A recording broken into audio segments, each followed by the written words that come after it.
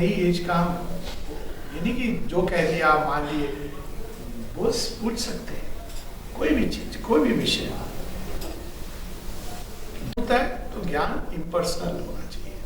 ये नहीं कि मैं कह रहा हूं तो मान लो, होता है इस तरह से ज्ञान ना पाया जाता है ना उसका वितरण होता है। ज्ञान इम्पर्सनल भूमि पर आता है, प्रेम पर्सनल होता है, ज्ञान में इम्पर्सनैलिटी है। I want to find the truth. I should have a right to challenge every notion. Sherwin बताते हैं कि भारतवर्ष ने ये भूल गया इसलिए उसने खो दिया। जो मैक्स मुलर ने कहा हमने मान लिया। अभी भी ये टेंडेंसी है, हार्वर्ड यूनिवर्सिटी में जो आ रहा है वो सत्य है। We should give up this tendency, this दासत्व. We should challenge everything, including ourselves. ये शेरविन कहते हैं this is how we will recover it. ज्ञान में कोई ये नहीं होता है कि चाचा जी कह रहे हैं तो वो सही है। हाँ, प्रेम में ये होता है चाचा जी हैं प्रिय हैं, वो अलग बात है। हमको दोनों मिक्सअप नहीं करना चाहिए।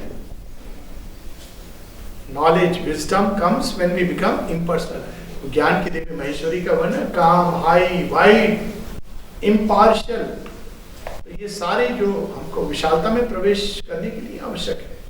तो ये बच्चों के साथ हम लोगों को ये संबंध जोड़ना है।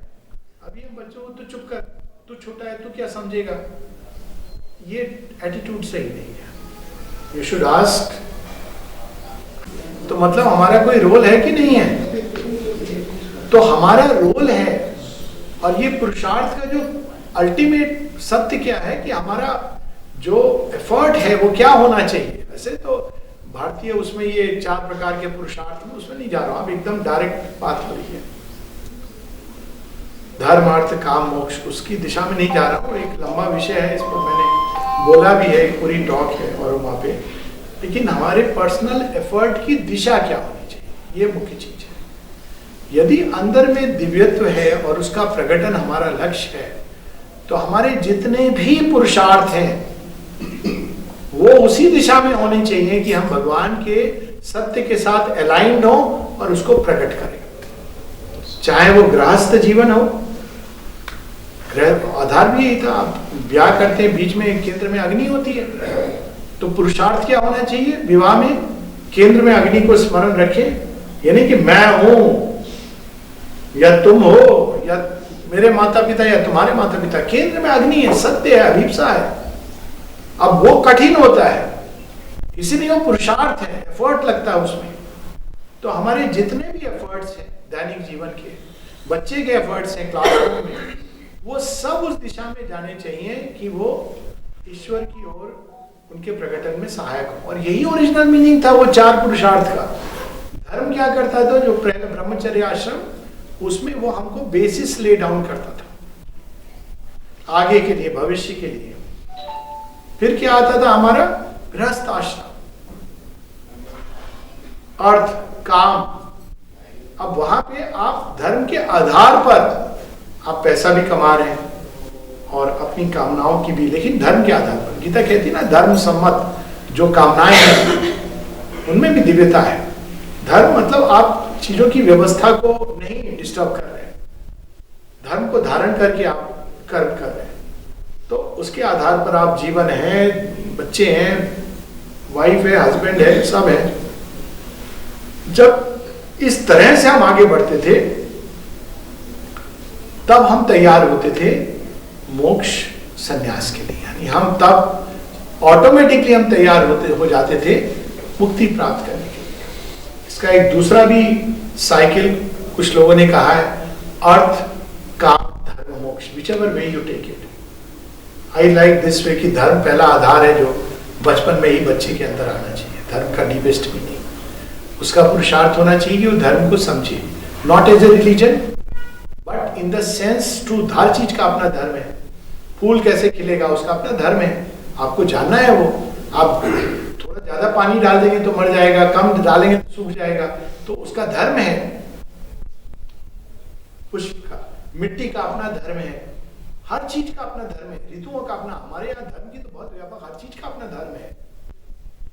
सांप का अपना धर्म है, वो काटेगा पांव रखोगे तो उसका धर्म ही यही है, उसका दोष नहीं है ये, उसका धर्म है ये। धर्म इज द ट्रूथ जो उसके अंदर मैनिफेस्ट कर रहा है। सांप के अंदर वो इस प्रकार से मैनिफेस्ट कर रहा है। You have to know it's dharma. वो धर्म नहीं जानने से समस्या है। तो बचपन में सारी साइंसेस को धर्म के आधार पर समझानी चाहिए। आर्ट को, कला का धर्म क्या है? सौंदर्य को अभिव्यक्त करना। अब ये चीज जब नहीं जानते तो आड़ी टेढ़ी चीज लकीर खींच के हर चीज मॉडर्न आर्ट बन जाती है। विभत्सता मॉडर्न आर्ट बन जाती है। एक तरफ एक आंख है, बगल में एक पता नहीं हाथ है, आप कह रहे हो मॉडर्न आर्ट के नाम पर। ये नहीं है। कला का धर्म है उस सौंदर्य को अभिव्यक्त करना जो प्रकृति में जो झलक तो रहा है लेकिन स्पष्ट नहीं दिख रहा, धुंधला सा है। संगीत का अपना धर्म है। ऐसे नहीं कि खूब सारा जिंग बैंग। संगीत का धर्म है वो हमारे पूरे शरीर को, मन को, प्राण को रिद्म में ले आता है। वो ये नहीं कि केवल पांव थिरक रहे हैं। भूत नाच नहीं है। नृत्य का अपना धर्म है हर चीज का। तो धर्म आधार, फिर अर्थ और काम। और काम अल्टीमेटली, अल्टीमेट काम मतलब जो कामना है, अल्टीमेट डिजायर। जब इन द्वार से गुजर के अंत में मोक्ष, फ्रीडम फ्रॉम इग्नोरेंस। मोक्ष इज नॉट मोक्ष घाट, हाँ मतलब वो घाट मिल जाते मोक्ष मुक्ति धाम, दो वाला मुक्ति धाम नहीं, जीवित रहते मोक्ष। अब ये एक रिजिडली ना लें। अब खासकर एक्सेलरेट हो गया है तो बच्चे हैं जिनके अंदर ये वृत्तियां दिख रही, कंप्रेस हो गया ये इवोल्यूशन। तो पर ये है पुरुषार्थ। बिना पुरुषार्थ के सब हम भगवान पे छोड़ दिया है हमने। ये हम तब बोल सकते हैं जब हम बोले कि अब मैं खाना नहीं खाऊंगा, भगवान पे छोड़ दिया है। आ गया तो खा लूंगा, नहीं आया तो मैं नहीं खाऊंगा। करके देखिए एक दिन कर लेंगे यदि, तो उसके बाद ये बोलिए कि मैंने सब भगवान पे छोड़ दिया है। वरना you have to choose. There is nothing else that will choose. You have to choose.